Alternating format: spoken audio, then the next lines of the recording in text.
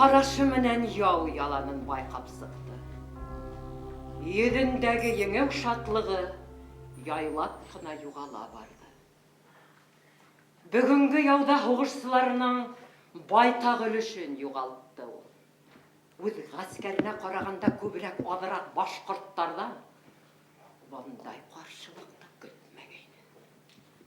Одаққа асып алыштылар башқұрттар, қосманылар. Қапыл, күслі тауыш менен хүренленген башқұрт ұраны яңғыраны. Хан ұран яңғыраған яққа қараны. Хан өз көздеріне өзі ышанмай қуаттап қалды. 6 башқұрт яу ері дәхшәтлі ғайрат менен хан хоғышларының үйірдеріне ташландылар да қамауды еріп сыға башланылар. Башқұрттар көз асып жұмған арала қамау аша алға оқталдылар. 4 кіне кіші қалғайны олар. Тірілей тұтырға, тек тірілей гіне деп бұйырды хан. Батырдардан бірі яугер қатын болуы, хандың асуы. Қыдық ханым менен алышынды. Яугер қатынды ергені алып енерге құшты. Башқұрт қатын қыларының матурлығын біледі. Яугер қатындың бал текілімді халау болар деп езді ойламағайны. Яқынырақ кел, қыз батыр. Яугер қатындың ашықмай ғана яғын харекеттеріндері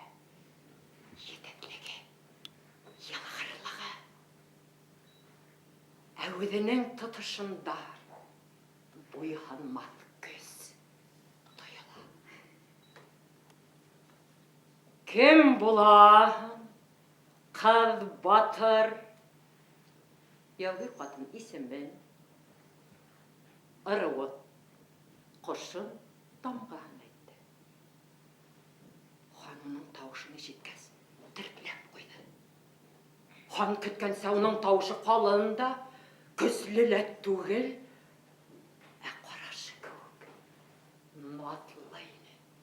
Әгені хан, бұнан ілгірек, әгені яугер қатындың несек алышқанын өз көзі менен көрмәе. Шындай натлы қарашылы, жұмшақ тауышлы қатындың аяуғыз хоғыш алуына ашанмады.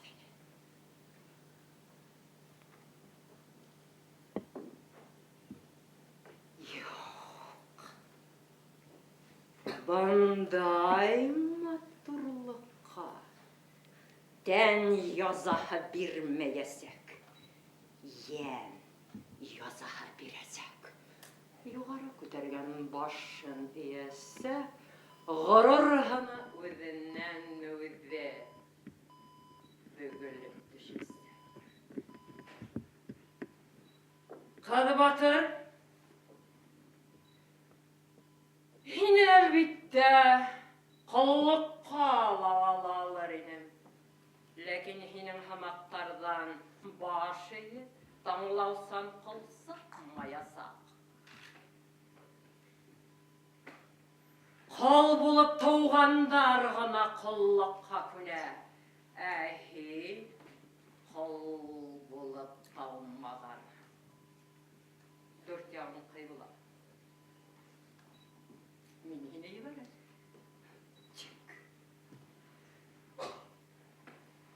Яугерлердің есік язалағанын өз көзің менен көріп, ырылдаштарыңа қайтып өйлерін. Дені. Яугер қатын. Хан қандашы. Хан.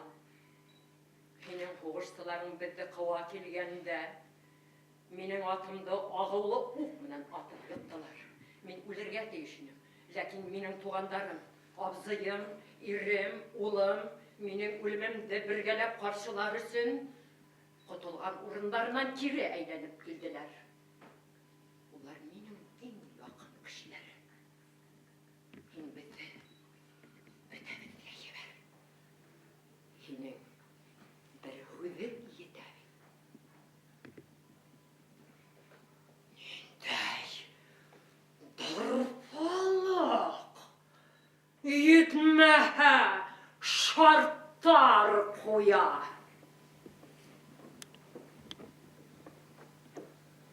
Хәҙер яугир қатындан явай бір бисәгә әйләнеү, саян нур бүркіп тұрған қарашын хүндірәсәк. Қыды бақыр, һинең матурлығың хақына тағы бір бүләк яһарға булдым.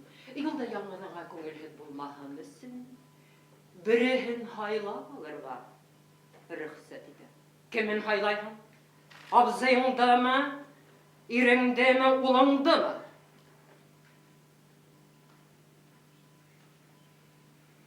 Абзыйымды ебәр. Иреңде яратмайһыңмы ни? Улыңды һөйһенмәйһеңме ни? Яңылыша. Иреңдән ҡәҙерлерәк, улыңдан ғәзизерәк кеше юҡ минең өсөн. Тик мин яңынан кейәүгә сығалам. Тағы бала табалам. Абзыйымды бер нисек тә кире ҡайтара алмаясаҡмын. Ошо һүҙҙәреңде уларҙың алдында ҡабатлай алаһыңмы? Ҡабатлай алам. Беҙҙә, башҡорттарҙа һүҙ бер була. Артабан ни булырын түҙемһеҙлек менән көткән хан яугирҙәрҙе алып инергә ҡушты. Улар да әсирҙәр кеүек түгел, үҙ тирмәләренә ингән кеүек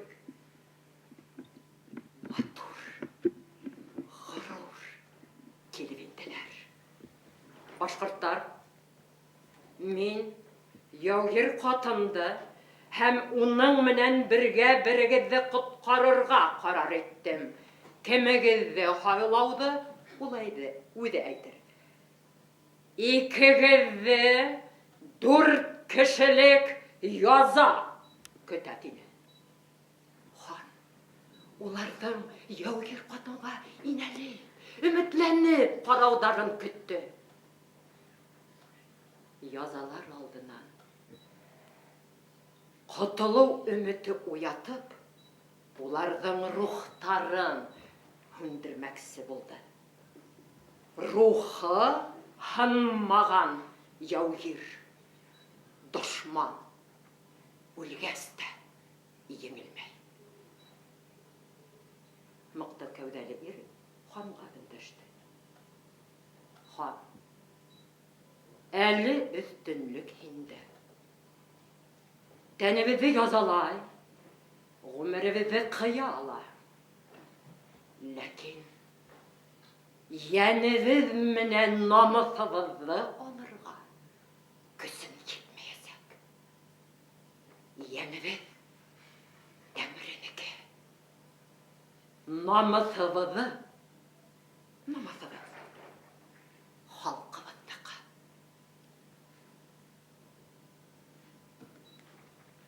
Яугир ҡатынына өндәште. Йолағыҙ буйынса эш ит. Хан, оҙон буйлы, мөһабәт кәүҙәле ир яғына ҡараны. Уның бар булмышы еңелмәҫ көс менән тулған.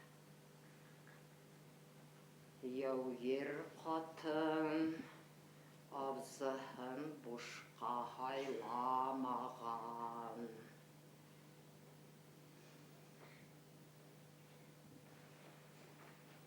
Хан Үзенең мәкерле уйының барып сықмауын аңлады.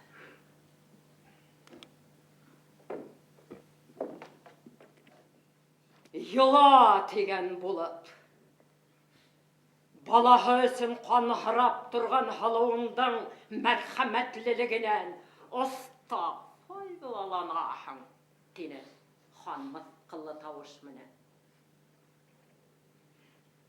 Мин йәшәлгән ғүмеремде үлем яҡынайтыу өсөн түгел, ә туғандарымдың ҡанын ҡайтарыу өсөн тупланған тәжрибә итеп файҙаланасаҡмын. Быны мин йәштәргә ҡарағанда аҫтараҡ башҡарасаҡмын, тине. Бына ошо һүҙең өсөн мин үҙ вәғәҙәмде кире алып, дүртегеҙҙе лә ҡаты язалатасаҡмын. Дүрт дар ағасын әҙерләгеҙ, тип бойорҙо өлкән улына хан. Язаның иң ҡатыһы татыясаҡһығыҙ, тине хан. Беҙ язанан ҡурҡмайбыҙ. Беҙгә язаның ҡатылығы түгел, ошо һынауҙы нисек үтәүебеҙ ҡиммәт. Әлбеҙҙең һәр беребеҙ үҙендә башҡорт йөҙөн билдәләй. Башҡорт көсөн һанай. Көсөгөҙ нимәлә? Көсөгөҙ туғанлыҡта. Хандың арҡаһындағы яра бөтә тәнен ут ялмағандай янып һыҙлай башланы. Тәхет өсөн алышҡанда ул бер туған ҡустыһын үлтерҙе. Аҙаҡ ағаһының бысағы уның арҡаһына килеп ҡаҙалды. Ошо яра әле янып һыҙлай башланы. Эйе, былар туғанлыҡтары менән көслөләр һәм бәхетлеләр. Ә минең туғандарым тәхет өсөн ҡырылып бөттөләр. Ә минең улдарым нишләр? Мин үлгәс, нимә булыр улар менән? Бына улар алты батыр баҫып торалар. Юҡ, ҡотҡарырға кәрәк уларҙы. Ҡотҡарырға. Мин бит һеҙҙе алыш, үлтереш, ҡырылыш өсөн үҫтермәнем. Бөйөк эштәр өсөн үҫтерҙем. Хан әсирҙәр яғына ҡараны. Бына улар яҡты йөҙлө, иңгә иң терәп баҫып торалар. Бар ағастарын һүндерергә, һүтергә. Өйөрҙән 4 атты һайлап бирегеҙ ҙә үҙҙәрен ҡайтарып ебәрегеҙ. Арттарынан бер уҡ та осмаһын. Башҡорт яугирҙәре күҙҙән юғалғанға тиклем хан уларҙы ҡарашы менән оҙатты. Атай, хан әйләнеп ҡараны. Уның артында арғымаҡтарына атланған 6 улы баҫып тора. Еңелеүме был? Дип һораны өлкән улы. Юҡ. Туғанлыҡтың бөйөк көсөнә хөрмәт был. Ул үлемдән көслө. Фәһем алған.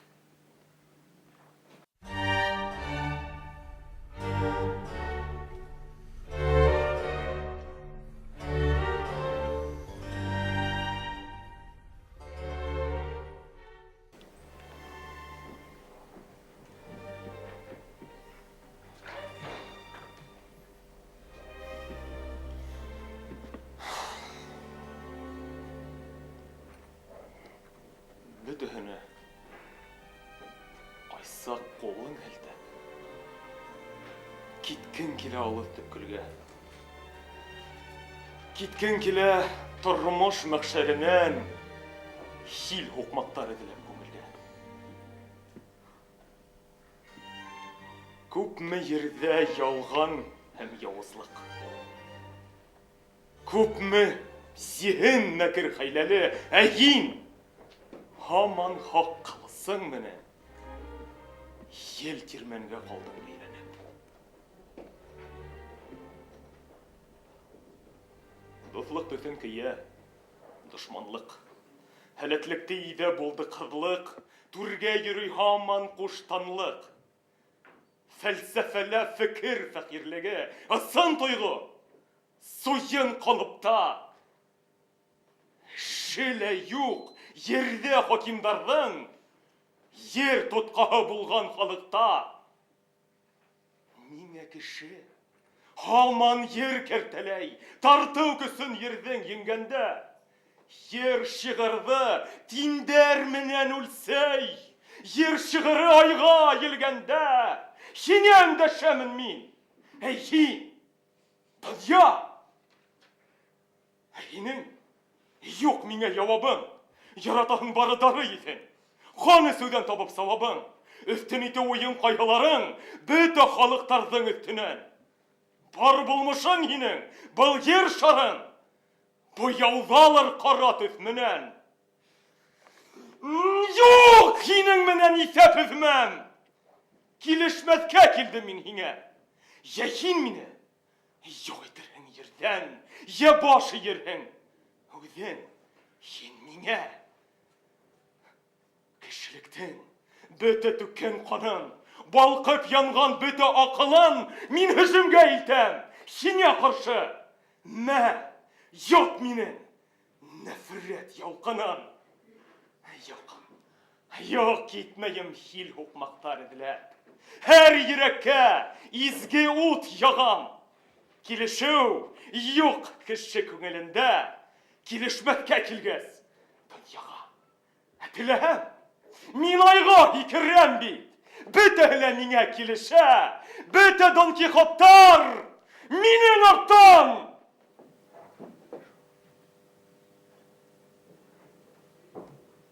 Ey fekirim. Bulma, fahişe.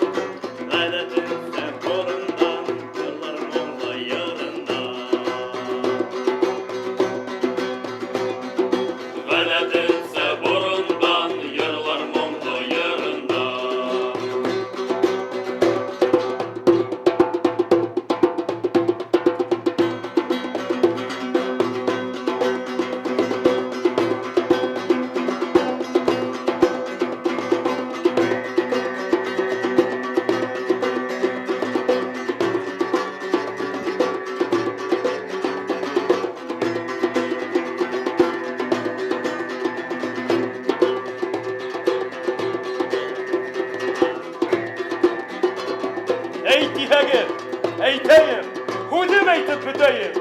Ни икән һуң киләсәк, кемдер унда киләсәк? Бар халыктың коры ул, моңлы тату, җыры ул. Һәр кем унда киләсәк, сабый булып көләсәк. Шул бакса ул киләсәк, мул бакса ул киләсәк.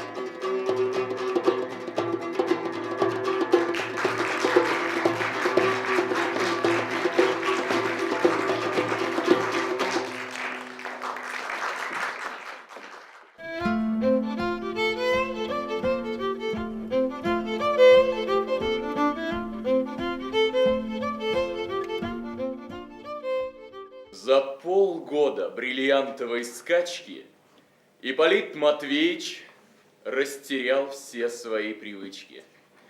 Остап, пребывавший с ним ежедневно, не замечал в нем никакой перемены.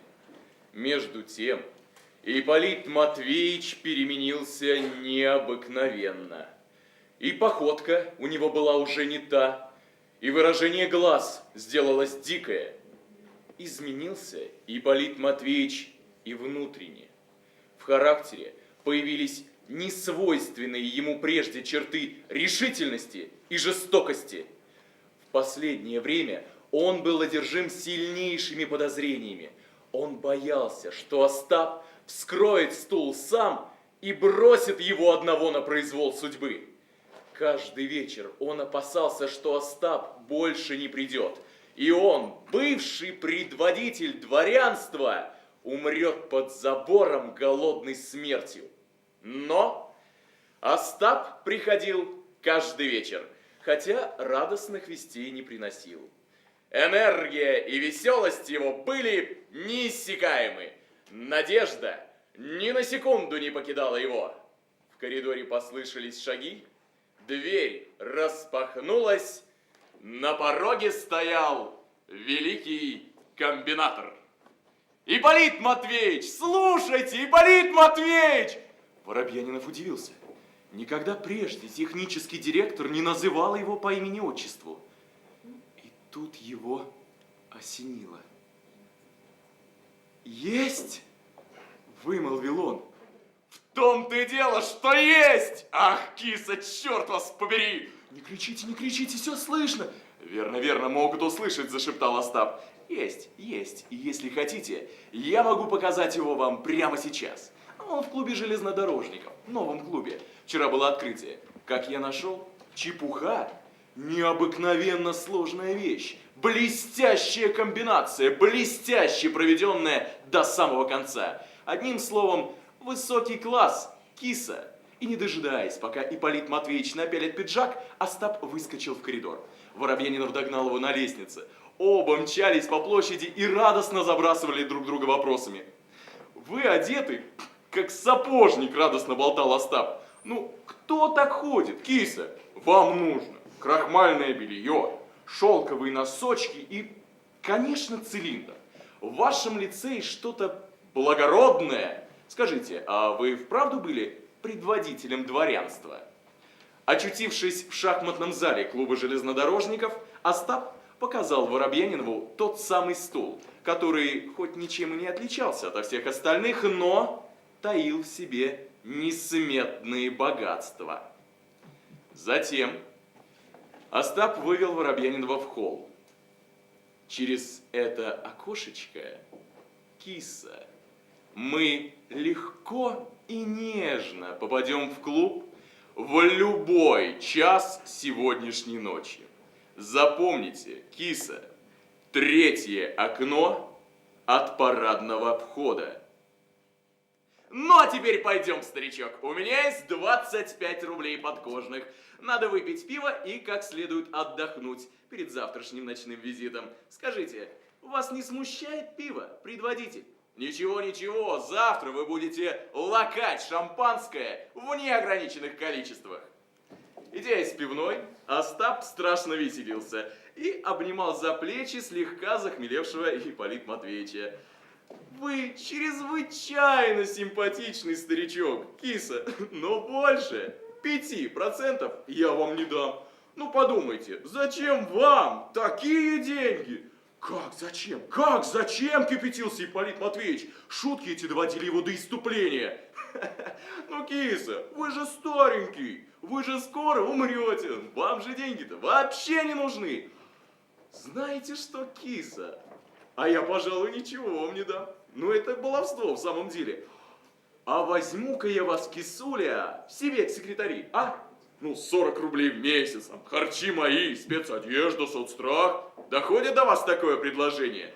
Воробьянинов вырвался из объятий Остапа. Остап догнал его на лестнице. Ну вы что, на меня обиделись? Я же пошутил. Свои 3% вы получите. Воробьянинов хмуро вошел в комнату. Остап потянулся к самому потолку, наполнил широкую грудную клетку воздухом и устроился на кушетке. А то, может, ко мне, в секретари? Ну, пошутил, пошутил. В клуб мы пойдем перед рассветом. Лед тронулся, господа присяжные заседатели. Это были последние слова великого комбинатора. У Воробьянинов было только одно желание – поскорее все кончить. Он подошел к подоконнику, взял в руки бритву, отошел к двери. Затем глазами примерился к комнатным расстояниям. Щелкнул выключатель, свет погас. Он быстро подошел к Остапу, высоко занес руку и со всей силы косо всадил лезвие все целиком в горло Остапа. Затем отскочил к двери. Ему удалось не испачкаться в крови, которая полилась из Остапа, как из лопнувшего пожарного шланга. При этом он издал такой звук, который издает кухонная раковина, всасывающая в себя остатки жидкости. Воробьянинов шел по мокрой мостовой и повторял: «Бриллианты все мои, а вовсе не 5%. Очутившись в шахматном зале клуба железнодорожников, Воробьянинов сел на пол, обхватил жилистыми ногами стул и с хладнокровием дантиста стал вырывать из него медные гвоздики. Через несколько секунд его работа была кончена. Английский ситец и рогожа лежали на обивке стула, и стоило только смахнуть их, чтобы увидеть футляры, футлярчики и ящички, хранящие в себе несметные богатства. И он не заметил с этим. Сорвал ситец и рогожу и увидел пружины. Прекрасные английские пружины. Но больше ничего в стуле не было. Он целых полчаса просидел на одном месте. Было уже почти совсем светло, когда Воробьянинов выбрался из клуба железнодорожников. Идя по утренней мостовой, он повторял: «Этого не может быть! Этого не может быть! Этого не может быть!» Город двинулся в будничный свой поход.